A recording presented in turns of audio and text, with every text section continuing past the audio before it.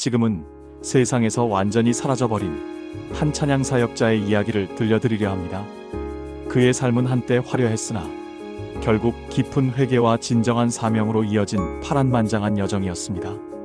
그의 이름 한때는 대한민국 전국의 수많은 교회마다 울려 퍼졌습니다. 그의 목소리가 들리는 곳마다 청소년들은 마치 약속이라도 한 듯이 몰려들었고, 그가 인도하는 집회장은 언제나 뜨거운 눈물과 감격스러운 찬양으로 가득했습니다. 그는 시대의 아이콘이자 영적인 리더로 추앙받았습니다. 그의 찬양은 단순히 음악을 넘어 많은 이들의 영혼을 움직이는 힘을 가졌다고 평가받았죠. 하지만 조금 이상한 점이 있었습니다. 그의 집회에 입장하려면 다른 어떤 교회, 집회에서도 볼 수 없었던 무려 68,000원이라는 입장료를 지불해야만 했습니다.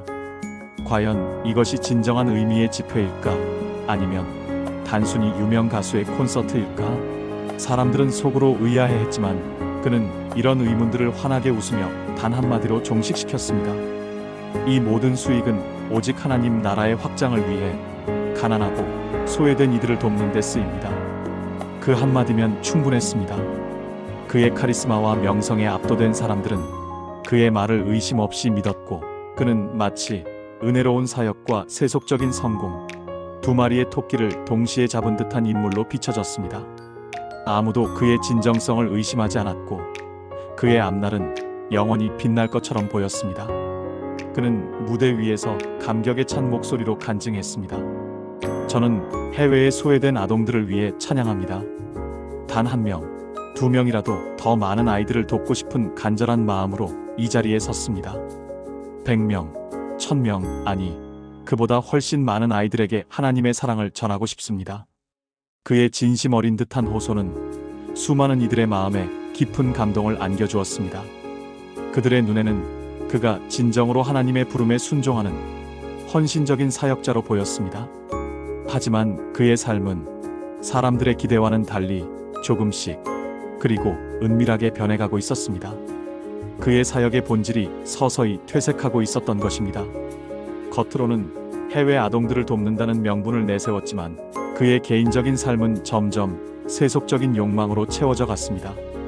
그는 서울의 최고급 주상복합 아파트인 타워 팰리스의 펜트하우스에 거주했고, 그의 넓은 차고에는 고급 외제차인 벤츠 세대가 주인을 기다리고 있었습니다. 해외 자비량 선교라고 알려졌던 그의 여정들은 사실 미국과 캐나다 등지에서의 호화로운 휴가나 다름없었습니다. 웅장한 자연경관을 배경으로 한 그의 소셜미디어 게시물들은 선교의 흔적이라기보다는 부유한 여행자의 일상에 가까웠습니다. 또한 그는 선교 재정을 마련한다는 명목으로 여러 프랜차이즈 매장을 직접 운영했지만, 그 매장들은 하나님의 영광을 위한 통로라기보다는 오직 돈을 벌어들이는 수단으로 전락해버렸습니다. 매출이 조금만 예상치에 미치지 못해도 그는 직원들을 냉정하게 의심하고 질책했습니다. 직원의 복지는 그의 관심사가 아니었습니다.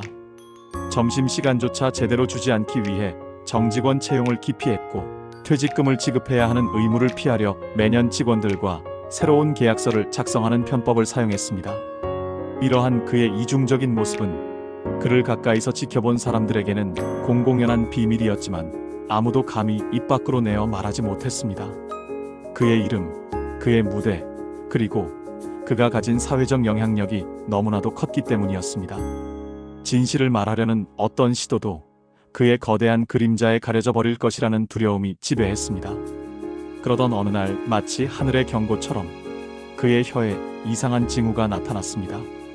처음에는 단순한 구내염인 줄 알았지만 정밀 검사 결과는 충격적이었습니다. 진단명은 바로 설암. 하나님을 찬양하던 그 입술, 감동적인 간증으로 수많은 사람들을 울렸던 그 입술에 무서운 암세포가 자리 잡은 것입니다. 아이러니하게도 그에게 가장 소중했던, 그리고 가장 많이 사용했던 신체 부위에 병이 찾아온 것이었습니다. 그는 자신의 병을 숨기지 않았습니다. 오히려 이 상황마저도 신앙의 간증으로 포장하려 했습니다. 그는 떨리는 목소리로 이렇게 말했죠. 이 고통스러운 시련 속에서도 하나님은 여전히 선하십니다. 이 모든 것이 하나님의 섭리 안에 있습니다. 사람들은 또다시 그의 말에 감동하며 눈물을 흘렸습니다. 그의 병고는 오히려 그의 사역에 대한 사람들의 동정과 지지를 불러일으켰고 집회에서 드려지는 헌금은 전보다 더 많아졌습니다. 그러나 모든 집회가 끝난 뒤 화려한 무대 뒤에서 그의 얼굴에는 깊은 그늘이 드리워져 있었습니다. 사람들의 찬사와는 달리 그의 내면은 극심한 고통과 혼란으로 가득 차 있었습니다. 밤마다 그는 홀로 거울 앞에 서서 자신의 초라한 모습을 응시하며 중얼거렸습니다. 하나님, 정말 제 안에 계신가요? 제 삶에, 제 사역에 하나님이 함께하고 계신 건가요? 아니면 저는 혼자였던 걸까요? 그의 목소리에는 깊은 절망과 의문이 깃들어 있었습니다. 영혼의 깊은 곳에서 울려 퍼지는 고독한 절규였습니다. 설함은 예상보다 훨씬 빠르게 진행되었습니다. 병세는 급격히 악화되었고 결국 그는 말을 잃었습니다. 한때 우렁찬 목소리로 하나님을 찬양하고 수많은 사람들에게 감동을 주었던 그 입술이 이제는 아무 소리도 낼 수 없게 된 것입니다. 육체적인 고통뿐만 아니라 자신의 존재 이유였던 찬양을 더 이상 할 수 없다는 절망감은 그를 깊은 나락으로 밀어넣었습니다. 바로 그때 말할 수 없는 고통과 좌절 속에서 그는 비로소 중요한 깨달음을 얻었습니다. 하나님이 나를 버리신 것이 아니라 오히려 나를 참된 길로 이끌기 위해 교만했던 나의 영혼을 깨우기 위해 이토록 강력한 채찍을 드신 것이구나. 그는 병상에 누워 흐느꼈습니다. 손에는 먼지 쌓인 성경책을 굳게 붙잡고 있었습니다. 주님, 제가 이토록 말을 잃고 혀를 닫게 하신 이유가 바로 이것이었습니까? 제가 주님을 찬양한다고 말했던 모든 순간들이 사실은 은혜를 구함이 아니라 저의 명예와 세상적인 성공을 위한 것이었음을 이제야 깨닫습니다. 그의 눈물은 단순한 고통의 표현이 아니었습니다. 그것은 과거의 모든 잘못과 허영을 고백하는 처절한 회개의 눈물이었고 그 고백은 오만했던 그가 진정한 하나님께로 돌아가는 첫걸음이 되었습니다. 더 이상 자신을 포장할 수 없게 된 상황에서 그는 비로소 하나님 앞에서 솔직하고 겸손해질 수 있었습니다. 말을 잃었지만 그의 영혼은 이제 새로운 방식으로 노래하기 시작했습니다. 그는 병실에서 펜을 들고 글을 쓰기 시작했습니다. 목소리로 찬양할 수 없었기에 자신의 진심을 담아 글로 하나님을 찬양했습니다. 고통 속에서 쓴 시들, 매일매일의 깨달음을 기록한 일기, 그리고 하나님께 드리는 조용하면서도 진솔한 편지들. 이 모든 글들은 그의 깊어진 신앙과 참회하는 마음을 고스란히 담고 있었습니다. 그의 글은 병원 안팎의 많은 사람들에게 읽히며 깊은 울림을 주었습니다. 결국 그의 글들은 한 권의 책으로 출간되었고 예상치 못하게 3쇄, 10쇄를 넘어 110쇄까지 인쇄되며 베스트셀러 1위에 오르는 기적을 만들어냈습니다. 사람들은 그의 진솔한 고백과 변화된 삶에 감동했습니다. 하지만 이 책의 마지막 장에는 그를 더욱 놀랍게 만드는 문장이 적혀 있었습니다. 이 책에서 발생하는 모든 인세와 수익은 제가 그토록 오랫동안 외면하고 욕심냈던 돈이 아니라 오직 하나님이 사랑하시는 귀한 아이들에게 돌려드립니다. 전액을 월드비전과 같은 구호단체에 일임하여 사용하겠습니다. 사람들은 다시 한번 놀랐습니다. 한때 그토록 물질적인 부와 성공에 집착하며 헤어나오지 못했던 그가 이제는 그 모든 것을 완전히 내려놓고 진정한 나눔을 실천하고 있었기 때문입니다. 그의 변화는 단순한 말뿐인 고백이 아니라 삶 전체를 통한 진실된 증거였습니다. 기적처럼 그의 병은 회복되었지만 그는 다시는 이전처럼 말을 할 수는 없었습니다. 그러나 그의 영혼은 더욱 강해졌습니다. 그는 망설임 없이 선교지로 향했습니다.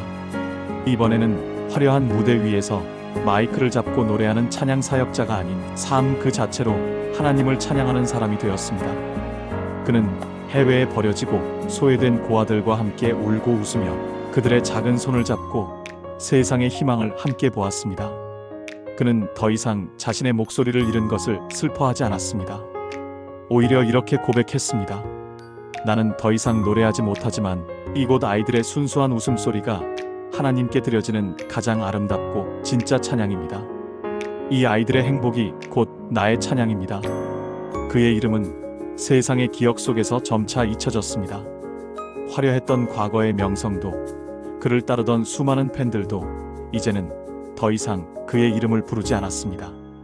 그러나 그의 변화된 삶, 겸손한 섬김, 그리고 진정한 사랑은 하나님의 마음속에 영원히 지워지지 않는 아름다운 찬양으로 깊이 새겨졌습니다. 세상은 그를 잊었지만 하나님은 그를 기억하셨습니다. 그는 비록 육신의 목소리를 잃었지만 그 대신 하늘의 진정한 노래를 되찾았습니다. 그의 혀를 멈추게 하셨던 하나님은 그가 세상적인 욕망에서 벗어나 비로소 그의 마음과 영혼으로 다시 노래하게 하셨습니다. 그의 삶은 더 이상 헛된 명예를 쫓지 않았습니다. 그의 책은 여전히 누군가의 서가에 조용히 꽂혀 있고 그의 진심이 담긴 글들은 지금도 많은 사람들의 마음을 흔들며 깊은 영적인 깨달음을 선사하고 있습니다. 그는 세상에서 사라졌지만 그의 삶은 사라지지 않았습니다. 하나님은 여전히 그의 변화된 삶과 고백을 통해 우리에게 말씀하고 계십니다. 진정한 찬양이 무엇인지, 참된 회개가 어떤 모습인지, 그리고 하나님의 사랑이 어떻게 한 인간을 변화시키는지에 대해 말입니다. 사람은 외모를 보거니와 여호와는 중심을 보시느니라. 사무엘상 16장 7절. 그는 목소리를 잃었지만 하늘의 찬양을 되찾은 사람이었습니다.